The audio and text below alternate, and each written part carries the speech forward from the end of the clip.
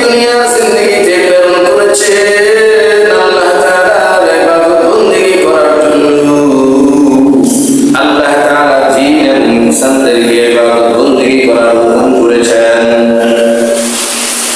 ইবাদত বন্দেগী যেভাবে ইচ্ছা সেভাবে করলে হবে না। আমি আর আপনি যদি ইবাদত বন্দেগী করি কিন্তু যদি নিয়ম পদ্ধতি অনুযায়ী না করি, ওই ইবাদত বন্দেগী কোনো কাজে আসবে না, বরং ইবাদত বন্দেগী আরো ক্ষতি আসবে রে বাবা। কারণ কি, যে সময় নামাজ পড়া মাকরুহ হারাম, এই সময় যদি আপনি নামাজ পড়েন আমি নামাজ পড়ি তাহলে নামাজ হবে না। তিন সময় এমন আছে নামাজ পড়লেও নামাজ হয় না। চার সময় এমন আছে নামাজ পড়লে মাকরুহ। বছরে 5 দিন এমন আছে রোজা রাখা হারাম। আপনি যদি বলেন রোজা রাখা ভালো, আমি রোজা রাখবো, ওই 5 দিনে যদি রোজা রাখেন তাহলে আপনার ইবাদত বলে গণ্য হবে না, বরং সেটা হবে খারাপ। প্রত্যেকটা ইবাদতের ক্ষেত্রে ঠিক তেমন যেটা যেভাবে আছে সেটা সেভাবে যদি না করি তাহলে সেটা ইবাদত হবে না। ইবাদত তো আমরা করবো ইনশাআল্লাহ, তবে ইবাদত কবুল হওয়ার জন্য কিছু শর্ত আছে। যদি ইবাদত কবুল হওয়ার জন্য ওই শর্তগুলো আমরা না মানি, ওই শর্তগুলো যদি আমরা না মান্য করি তাহলে আমাদের ইবাদত কবুল হবে না। ইবাদত কবুল হওয়ার জন্য 1 নাম্বার শর্ত যেটা আল্লাহ তাআলা কোরআন কারীমের মধ্যে ইরশাদ ফরমান, ওয়ামা উমিরু ইল্লা লিয়াবুদুল্লাহ মুখলিসিনা লাহুদ্দীন। আল্লাহ তাআলা বলেন, ও ঈমানদার নরনারীরা শুনো, আমি তোমাদেরকে নির্দেশ দিয়েছি তোমরা আমার ইবাদত বন্দেগী করবে একনিষ্ঠভাবে। ইবাদত বন্দেগী কবুল হওয়ার জন্য 1 নাম্বার শর্ত হলো খালিস নিয়ত, ইখলাসের সাথে ইবাদত বন্দেগী করা।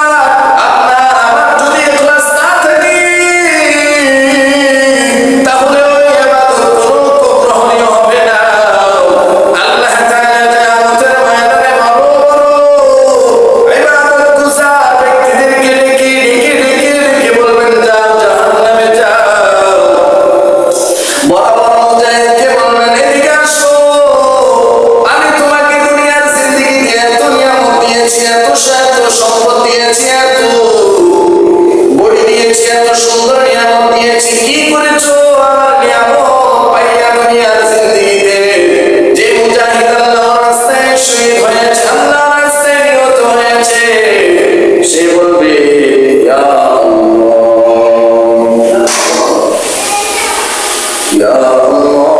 আমার জীবনটা পর্যন্ত আপনার জন্য বিলিয়ে দিয়েছি। আল্লাহ তাআলা বলবেন, না তুমি আমার জন্য করো নাই, আমার জন্য করো নাই। মানুষ তোমাকে দিয়ে বাহাদুর করবে, যাও জাহান্নামে যাও। তবে বড় বড় দানশীল যারা দানবী তাদেরকে ডেকে বলা হবে, আমি তোমাকে এত সম্পদ দিয়েছি, এত কিছু দিয়েছি, কি করেছ? দানশীল বলবেন, ইয়া আল্লাহ, এতিমখানায় দিয়েছি, মাদ্রাসায় দিয়েছি, মসজিদ দিয়েছি, অমুক জায়গা বন্যায় যারা অবস্থা খারাপ তাদেরকে আমি দান সৎকার করেছি। আল্লাহ তাআলা বলবেন, না না, তুমি মানুষদেরকে দান সৎকার করেছো, মানুষ তোমার প্রশংসা করবে, মানুষ তোমার সুসংবাদ সুনাম করবে, এই কারণে যাও জাহান্নামে যাও। এভাবে বড় বড় ইবাদত গুজার ব্যক্তিকেও বলা হবে। কেন? আমি তোমাকে দুনিয়ার জিন্দেগিতে প্রেরণ করেছি কি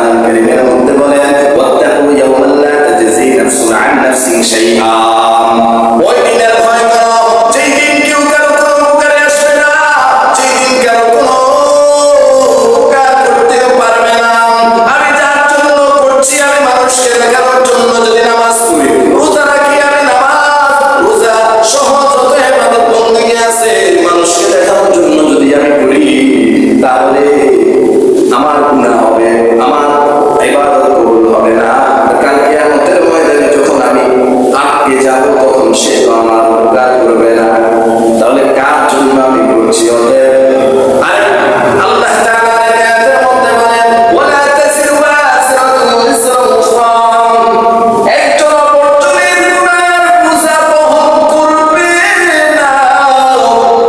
আমি মানুষকে দেখানোর জন্য দান সদকা করছি, নামাজ পড়ছি, রোজা রাখছি, মানুষকে দেখানোর জন্য ইবাদত বন্দেগী করছি, আমার তো গুনাহ হচ্ছে, তাহলে আমার গুনাহের বোঝা তো অমুকে নেবে না যাকে দেখানোর জন্য আমি ইবাদত বন্দেগী করছি।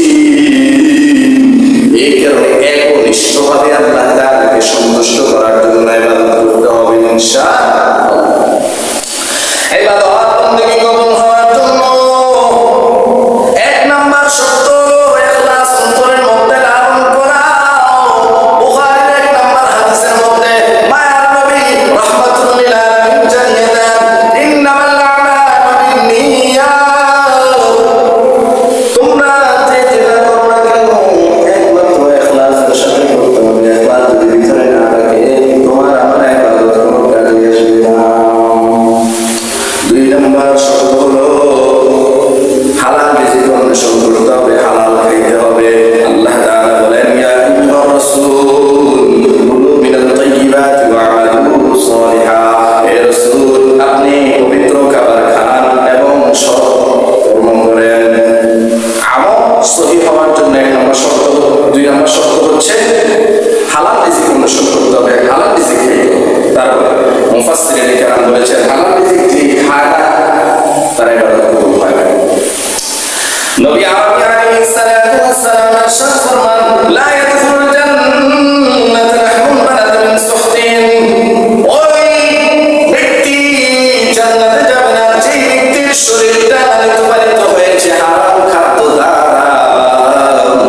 অতএব আমার ভিতরে আপনার ভিতরে যদি হারাম খাদ্য ঢুকে তাহলে আমার আপনার দোয়া কবুল হবে না, ইবাদত কবুল হবে না। ইবাদত কবুল হওয়ার জন্য দুই নাম্বার শর্ত হলো হারাম থেকে বিরত থাকা, হালাল রিজিক অন্বেষণ করা এবং হালাল রিজিক খাওয়া। তিন নম্বর শর্ত হলো নবী আরবি আলাইহিস সালাতু ওয়াস সালামের আদর্শ মোতাবেক সমস্ত ইবাদত বন্দেগী করা। যেমন নামাজ সম্পর্কে হাদিস শরীফের মধ্যে ইরশাদ ফরমান নবী আরবি আলাইহিস সালাতু ওয়াস সালাম বলেন সাল্লু কামা রাআইতুমুনি উসাল্লি, তোমরা আমাকে যেভাবে দেখেছো নামাজ পড়তে সেভাবে পড়ো। আমার সাহাবায়ে কেরামরা নামাজ পড়তে দেখেছে, আমাদের সাহাবায়ে কেরামরা নামাজ পড়তে দেখেছে, ঠিক নবীজি যেভাবে নামাজ পড়েছে সাহাবায়ে কেরামরাও ঠিক সেভাবে নামাজ পড়েছে। এখন আমরা কিভাবে পড়বো? উলামায়ে কেরামদের থেকে জেনে শুনে কিভাবে নামাজ পড়েছে নবীজি হাদিস শরীফের মধ্যে সব বর্ণিত আছে, সব বর্ণিত আছে। আমরা জেনে শুনে তারপরে নামাজ পড়বো, শুধু নামাজের ক্ষেত্রে নয়। নবী আরবি আলাইহিস সালাতু ওয়াস সালাম ফরমান খুযু আন্নী মানাসিকাকুম, আমাকে তোমরা যেভাবে হজ করতে দেখেছো ঠিক তেমনি ভাবে তোমরা হজ করো। প্রত্যেকটা ইবাদতের ক্ষেত্রে যদি আমার আপনার নবী আরবি আলাইহিস সালাতু ওয়াস সালামের আদর্শ মোতাবেক না হয় আমার ওই আপনার ইবাদত হবে না। এই কারণে ইবাদত কবুল হওয়ার জন্য তিন নম্বর শর্ত হচ্ছে নবী আরবি আলাইহিস সালাতু ওয়াস সালামের আদর্শ মোতাবেক হতে হবে।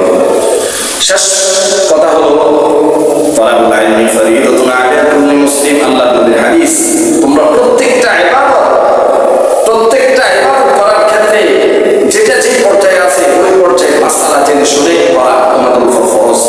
আপনার উপর নামাজ ফরজ হয়েছে, আমার উপর নামাজ ফরজ হয়েছে, নামাজের মাসআলা জেনে শুনে নামাজ পড়া আপনার উপর আমল